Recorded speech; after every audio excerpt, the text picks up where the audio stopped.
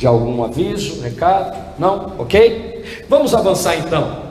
Evangelho de Lucas, capítulo 24 e o versículo 33. Os irmãos estão comigo? E na mesma hora, levantando-se, voltaram para Jerusalém, onde acharam reunidos os 11 e outros com ele, os quais diziam: o Senhor ressuscitou e já apareceu a Cefas, ou a Simão, ou a Pedro, que é o nome aqui de Cefas. Queria falar nessa noite como ser frutífero e ativo na casa de Deus. Por quê? Porque eu tenho encontrado alguns irmãos que são crentes, são filhos de Deus, mas parece que eles não estão mais ativos na casa de Deus. Eles já conheceram o Senhor, provaram do Evangelho, desfrutaram de Cristo, e eram irmãos muito intensos, gente envolvida na casa de Deus, mas de certa forma algo aconteceu, e não tem relação com o pecado, não é gente pecaminosa, não é gente que vive uma vida dupla, não, são pessoas honestas, sinceras, que querem servir a Deus, mas parece que aconteceu algo que tornou essa pessoa inativa na casa do Senhor. Eu queria orar com você nessa noite, porque talvez você esteja se sentindo assim. Eu já me senti assim, por mais de uma vez. Não se sinta condenado por sentir que você não está rendendo o que poderia render para o Senhor. Não se sinta condenado por desejar fazer mais. A Bíblia chama o diabo de acusador dos nossos irmãos, lá no livro de Apocalipse. E a Escritura diz que de dia e de noite ele faz uma coisa. O que ele faz? Acusa. Por isso ele tem um nome. Ele é identificado como o acusador. Ele acusa você como pai e como mãe, dizendo: você não é uma boa mãe, você não é um bom pai. Mentiroso. Você é um pai e uma mãe cheia do Espírito Santo. Ele acusa você dizendo que você não é uma boa ovelha, você não é um bom pastor. Mentiroso. Você precisa aprender a definir as mentiras do diabo, porque é só o que ele sabe fazer. Ele veio para matar, roubar e destruir, mas ele é um mentiroso. E você, eu quero profetizar sobre a sua vida hoje, você é ativo na casa de Deus.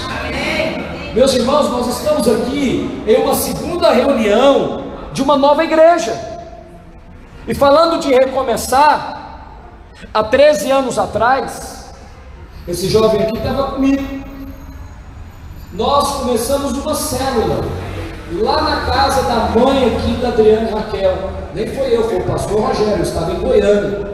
Ele começou 6 meses antes de mim. Tinha apenas uma célula em Belo Horizonte, lá no bairro Nazaré, na casa da dona Sebastiana e do pai, Sr. José. Uma célula, 6 meses antes de eu chegar. Mas tinha ali alguém ativo na obra de Deus, e daquela célula saíram várias vidas transformadas, vários casamentos restaurados. Você quer saber mais? Vários pastores estavam naquela célula. Esse casal que foi o primeiro que nós batizamos, com mais outros irmãos, 3, né? Mais outro casal e mais uma senhora que está hoje na América. Nós não podemos parar de ser ativos na casa de Deus. Imagina quantas pessoas tem atrás de você. Por que eu estou falando dessa reunião? Porque naquele dia, quando nós começamos, nós tínhamos 7 pessoas. A minha esposa, ela tinha que estar aqui para ela ouvir eu falar isso, mas está gravado, você conta para ela. Porque eu vi o Aquila falando aqui, a esposa dele, isso é muito de Deus. Porque eu estava olhando para ela hoje, estava lá em cima com a cara, com a Aquila, e ela estava lá, ajoelhada lá no terraço ali, orando. Eu falei, queria apresentar para meus irmãos. Aí eu falei, aquela ali é minha esposa, ó, está ali ajoelhada, descalço. Aí eu falei para ela, você vai recomeçar de novo, no Kids, com 2 crianças, 3 crianças? Ela falou, vou. Eu falei, você é de Deus demais, isso é uma bênção na minha vida. Por quê? Porque eu escrevi lá no livro, depois você pode ler, é muito mais difícil recomeçar. porque vem toda a palavra do acusador na sua mente. De novo? Você já viu esse filme? Já deu errado uma vez? Você acha que vai ser diferente? Você já tentou uma vez, duas vezes, três vezes? Só aqueles que têm realmente fé da parte de Deus têm ousadia para recomeçar. Nós estávamos lá naquele dia, éramos 7 pessoas. Lá no Domingo Kids tinha 2 crianças. Uma era o meu filho, a outra é a filha do Gustavo e da Patrícia. Aí eu estava lá em cima com 5 pessoas, numa quadra de esportes que nós montávamos toda semana. Aí eu falei, olha, hoje não vai ter Domingo Kids não. Por quê? Eu falei, uai, porque eu estou sozinho aqui em cima, chama as irmãs lá. E aí naquele dia era um dia de ceia, eu preguei a palavra e a minha esposa estava chorando muito. Eu falei, uau, ela está recebendo.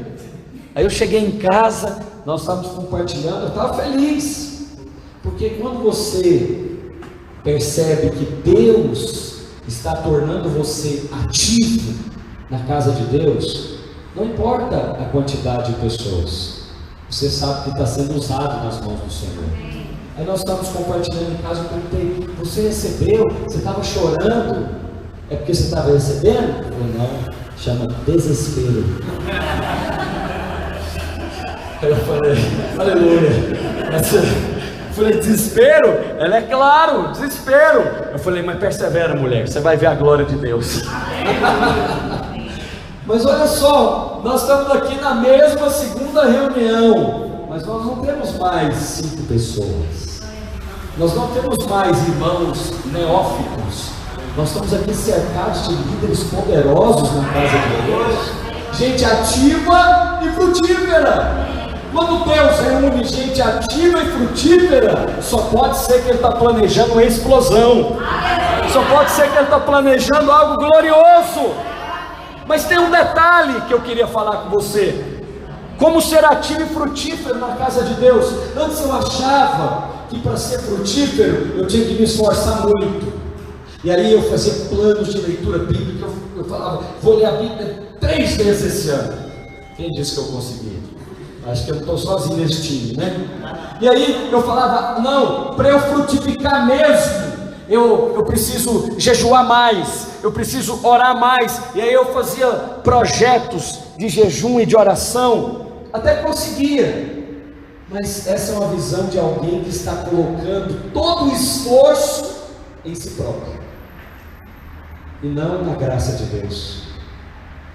Para você ser ativo e frutífero na obra do Senhor, é necessário você ter revelação do amor dele por você.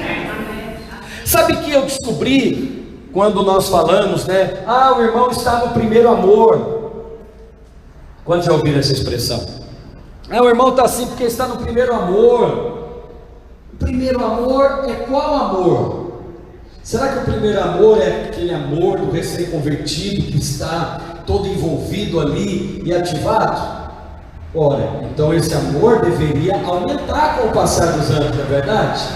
Então não é correto dizer que o primeiro amor é o amor do recém-convertido, porque ele deveria aumentar e não diminuir. A semelhança do casamento, o amor deveria aumentar e não diminuir. Eu não acredito que Deus te dá um amor muito forte no começo para diminuir depois. Quantos estão me entendendo? Não faz nenhum sentido. Então qual é o primeiro amor? A Bíblia diz que nós o amamos porque Ele nos amou. Porque Ele nos amou. Então qual é o primeiro amor? É o dele. É o dele. E se eu e você estamos neste amor, é impossível ficar inativo na casa de Deus, porque você está no amor dele. Você se alegra com poucos ou com muitos, você se alegra com começos ou com recomeços, porque estamos no amor dele. E no amor dele temos a revelação de que somos amados. Eu quero usar aqui a ilustração de Pedro. A Bíblia diz que Pedro, então, foi o primeiro a encontrar-se com o Senhor. Segundo o Evangelho de Lucas, que nós lemos no capítulo 33, acharam reunidos os 11 e outros com eles, os quais diziam: o Senhor ressuscitou e já apareceu a quem? A Cefas. a Pedro. Por que ele apareceu a Pedro? Porque Pedro foi aquele que errou mais. Judas vendeu o Senhor, mas Pedro o negou 3 vezes. Judas não tinha a posição de Pedro diante dos demais apóstolos. Pedro era líder do grupo. Pedro é aquele que andou sobre as águas. É aquele que depois desse evento, que ele teve revelação do amor de Cristo por ele, foi restaurado. Mas você sabe, Pedro passou por um tempo que ele ficou inativo na obra de Deus. Se você ler o Evangelho de João, no capítulo 21, ele estava pescando, e ele era pescador. Ele então abandonou o púlpito e voltou para a antiga profissão. Quando o Senhor o encontrou, ele era um empresário, ele tinha um barco de pesca, junto com os seus irmãos, com seu irmão.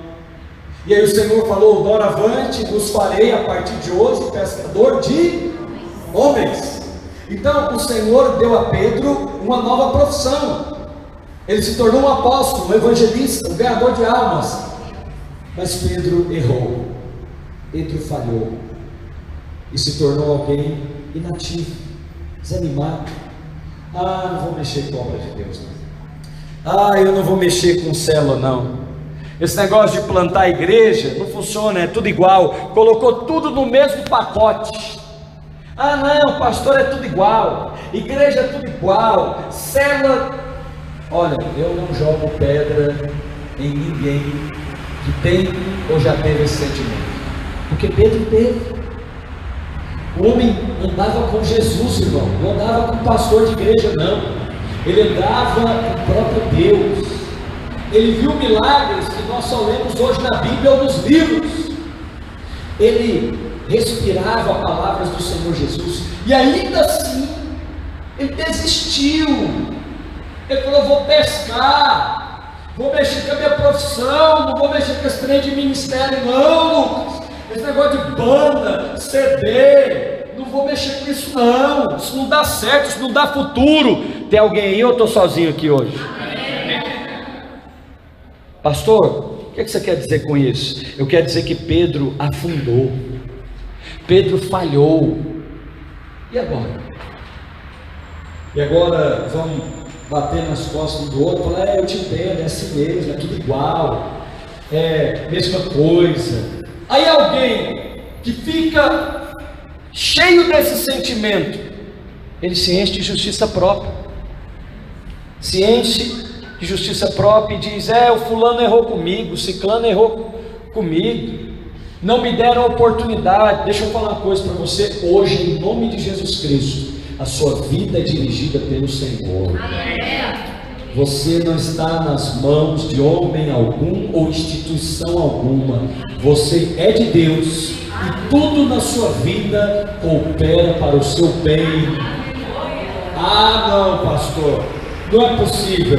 Realmente não é possível. É só pela fé. É só pela fé que nós conseguimos enxergar circunstâncias e ver a bondade de Deus. Eu estava aconselhando hoje à tarde uma pessoa que acabou o casamento dela e dele. Acabou, literalmente acabou. Não está com apartados de corpos, né? Como é que chama isso mesmo? Separação de corpos. Ele está numa cidade, ela está noutra. Acabou. Aí eu falei: você precisa ver a bondade de Deus. Ele falou: o que, pastor? Não tem nada de bom nisso, não. Eu falei: esse é o nosso problema. Quando nós estamos enfiados no problema, nós só conseguimos ver o problema. Quando nós estamos no meio da circunstância, da dificuldade, a nossa alma está tão atribulada que nós não conseguimos ver nada a não ser a tribulação. Por isso é necessário a vida da igreja, a comunhão dos santos, porque a Escritura diz: um ao outro ajudou e disse: ser forte, velho. Você não está conseguindo ver agora, não, mas eu consigo ver para você. Seja forte. As suas emoções no meio da tribulação estão muito agitadas. Só conseguimos ver coisas da alma. Pedro afundou.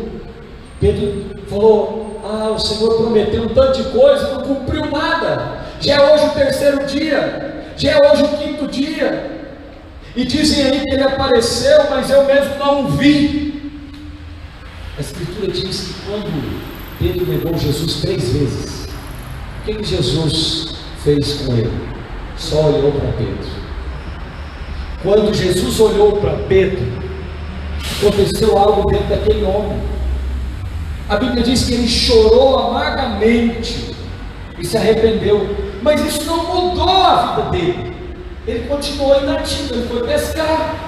Então, arrependimento é uma coisa muito boa, mas você precisa sair dele logo, senão ele vai destruir você. Quem está comigo?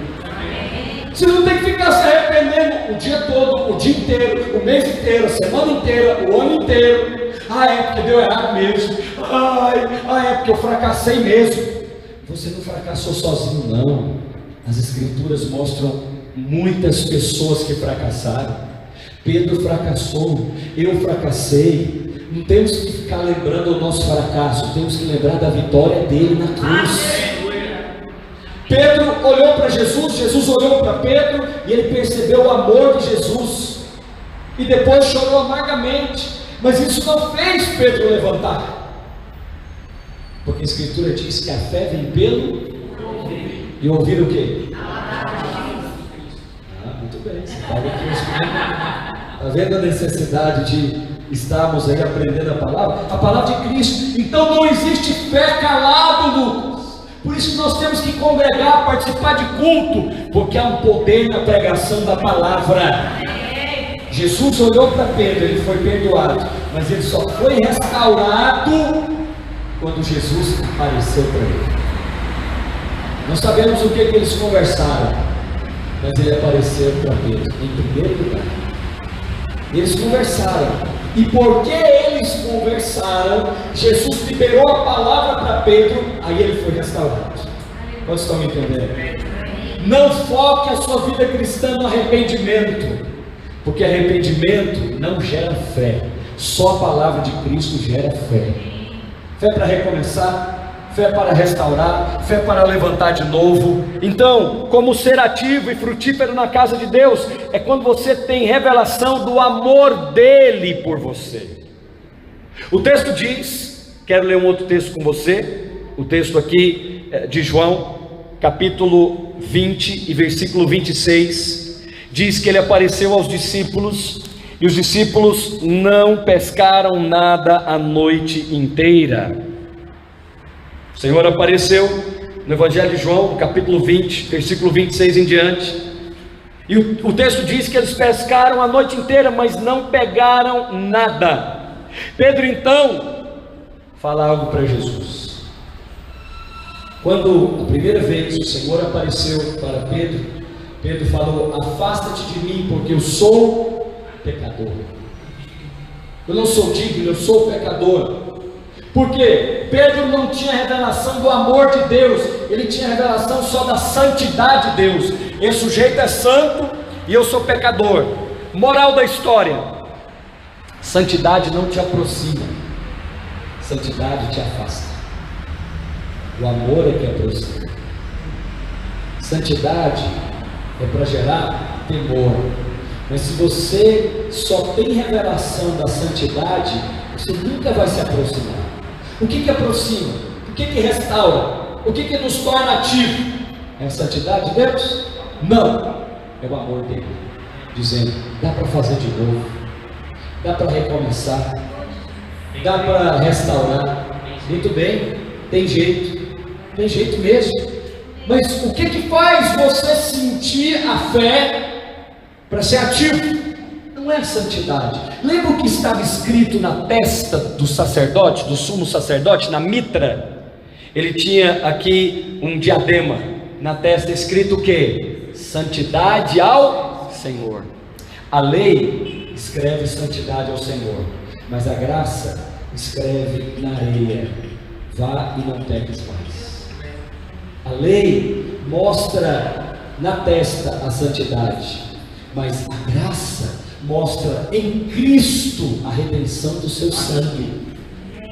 Amados, nós, para nos tornarmos frutíferos, não é uma questão do quanto fazemos, mas é uma questão do quanto sabemos e conhecemos que somos amados dele. Não é uma questão de comportamento. Eu sei que nós aprendemos, eu aprendi a basear toda a minha vida cristã no meu comportamento, e a pregação era: se você for fiel, se você for zeloso, Deus vai te abençoar. Olha, Deus vai te abençoar até enquanto você é infiel, porque a Escritura que diz que Ele é o Deus que justifica o ímpio. Como?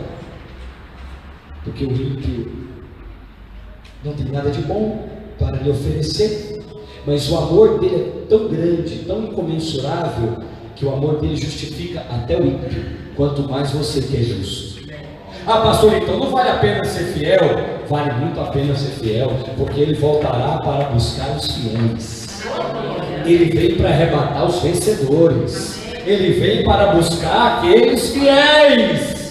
Pastor, mas o crente infiel vai esperar mais um pouquinho. Vai entrar pelo cano da grande tribulação. Não vai ser bom não.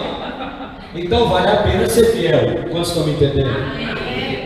Mas não baseie a sua vida cristã no seu comportamento, porque o seu comportamento é o seu estado. Fala comigo: estado. E posição. O que é o estado? O estado é aquilo que eu sinto, é aquilo que eu vejo. Um dia eu acordo muito feliz, alegre. Outro dia já acordo meio desanimado. Isso é estado.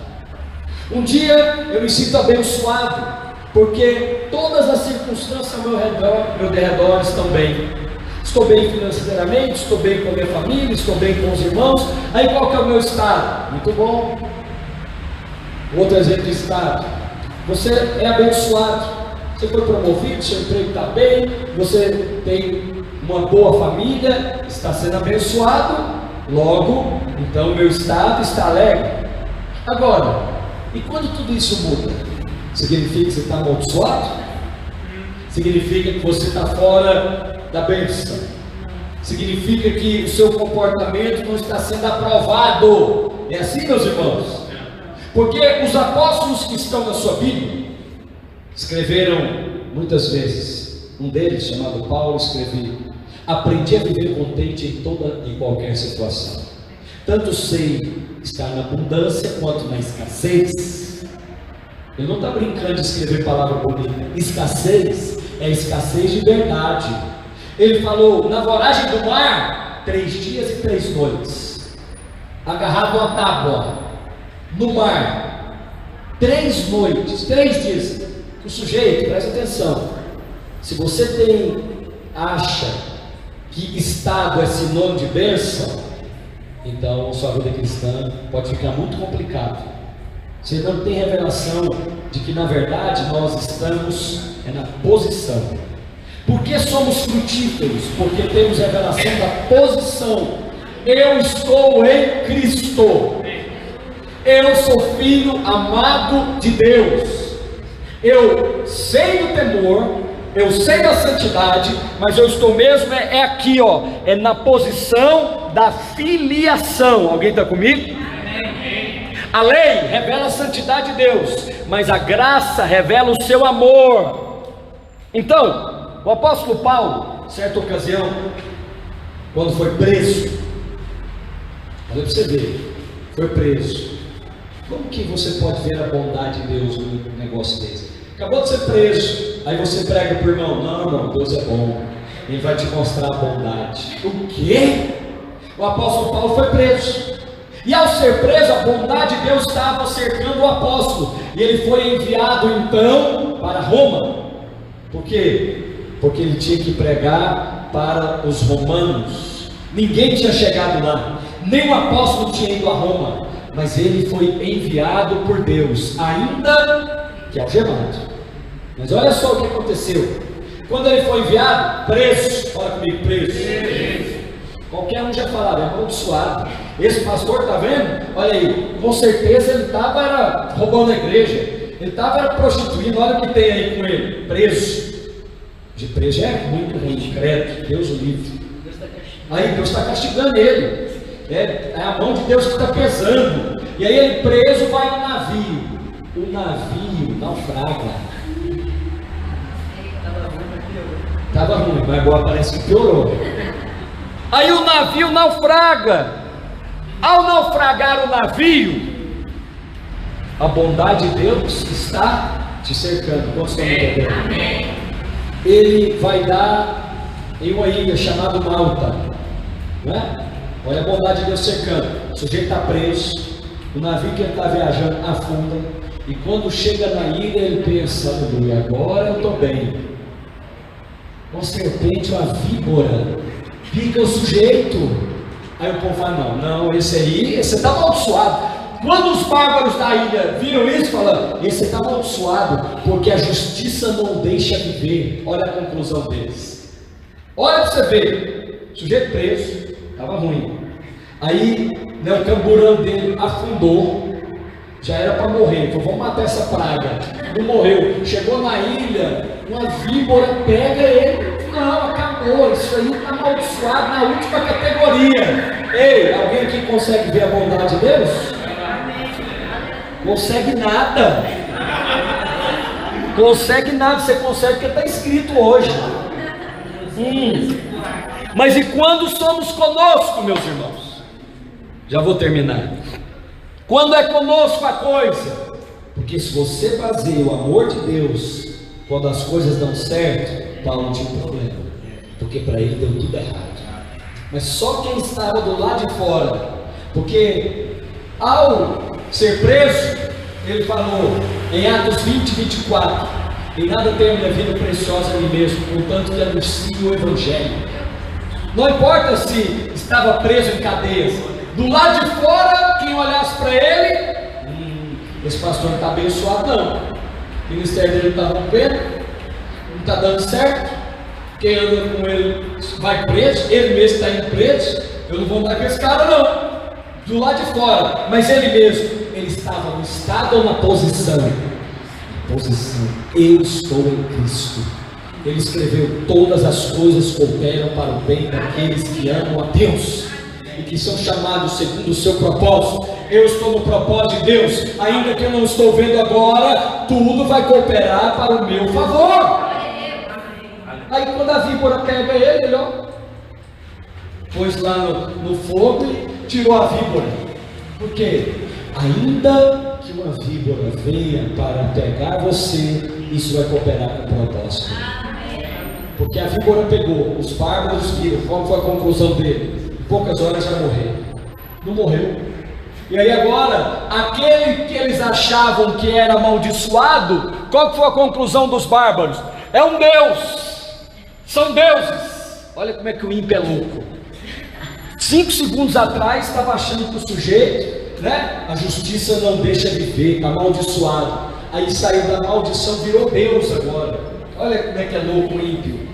Ele não tem segurança de nada. Ele sai de uma posição para outra muito rápido, porque ele não está na posição, mas você está.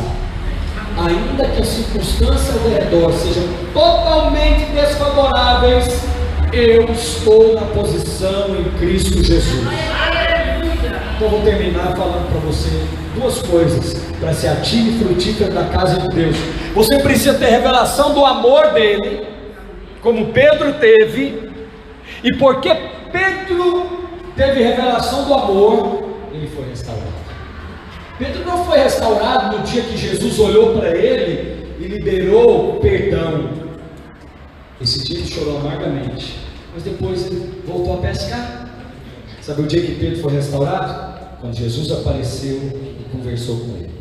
Nós não sabemos o conteúdo da conversa, mas nós sabemos o resultado. Sabe o resultado? É o Senhor. Pedro se cingiu, estava pescando e correu em direção ao Senhor. Quando você erra com alguém, geralmente você não quer se aproximar dele, você o evita. Você passa em outra rua, você não atende a ligação. O que fez Pedro se aproximar do Senhor? Correr para ele. Não foi a lei, foi a oportunidade de começar novamente. foi a certeza de que era aceito por Cristo e que Cristo estava dando a ele uma nova oportunidade. Será que isso tem a ver conosco?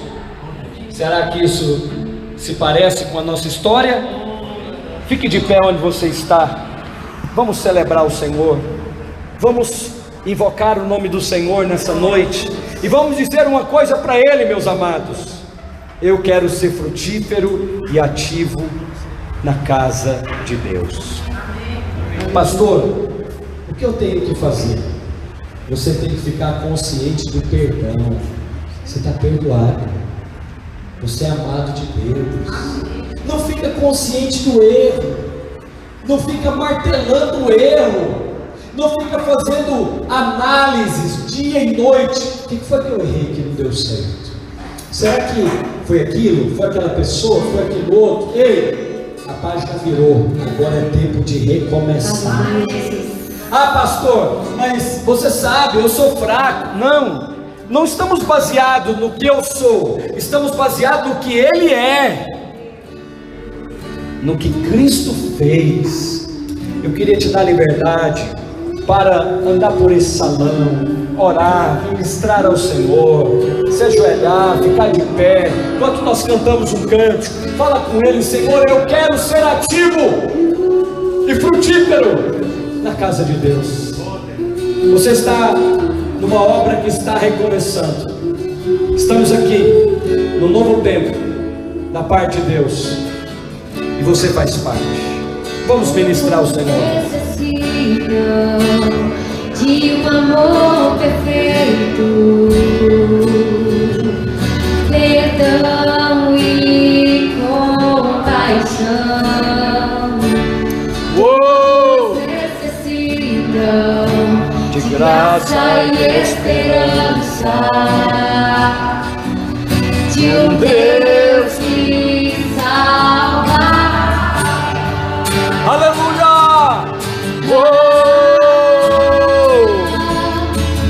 Isso move as montanhas e tem poder para salvar, tem poder para salvar, para ser a toda salvação. Jesus a morte venceu, sobre a morte venceu. Cristo move as montanhas, Poder! e tem poder para salvar, tem poder para salvar, para ser toda salvação. Jesus a morte venceu, sobre a morte venceu. Me aceita com meus medos, Ele quer restaurar você. e temores. Ele quer tornar você ativo.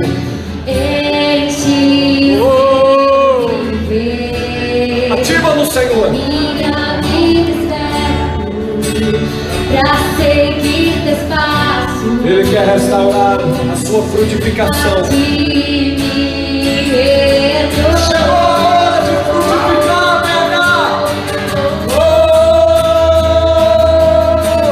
Cristo move as montanhas, Ele tem poder para restaurar.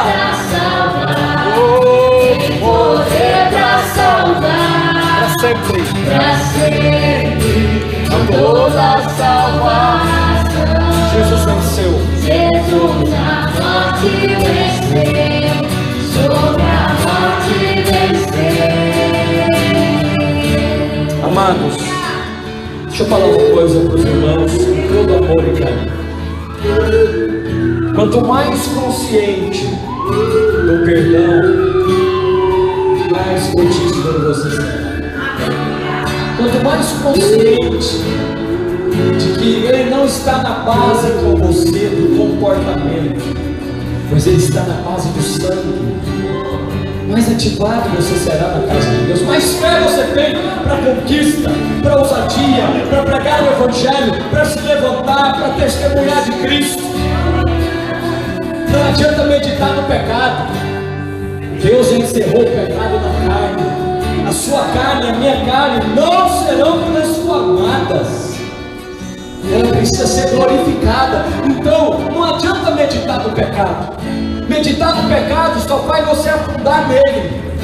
O que faz levantar-se do pecado é a certeza: eu fui perdoado. Oh, eu fui perdoado.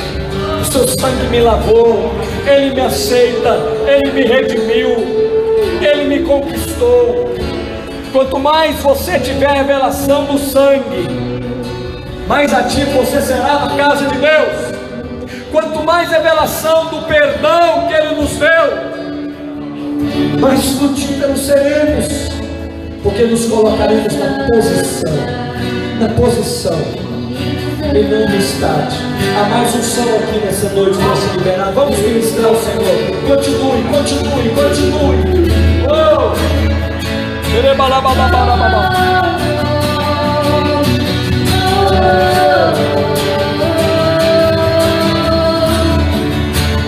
Todos necessitam de um amor perfeito, Seja restaurado. perdão e compaixão. Como Pedro foi, seja restaurado. Todos necessitam de graça e O esperança. Mestre está te chamando hoje para esta comunhão. Deus te salva. Ele te sara. Oh! Aleluia! Cristo move as montanhas e tem poder para salvar, tem poder para salvar. Para sempre. Autor da salvação, Jesus a morte venceu, sobre a morte venceu. Cristo move as montanhas Ele vai mover. e tem poder para salvar, Eu estou te dizendo. poder para salvar. Ele vai mover. Ele vai mover. Para salvar. Oh, ele vai mover. Jesus a morte venceu, sobre a morte venceu. Levante as suas mãos e diga para o Senhor que você está disposto a ser ativo e frutífero na casa de Deus. Você foi perdoado. Você é amado. Você não será, você é amado. E você pode sentir fé para restaurar, para recomeçar, para ser frutífero novamente. Diga assim: Senhor Jesus, eu creio que a vontade do Senhor é restaurar, é ativar os meus dons, os meus talentos, e eu desejo ser ativo, envolvido e frutífero na casa de Deus, em nome de Jesus. Dê uma salva de palmas ao Senhor. Aleluia, aleluia.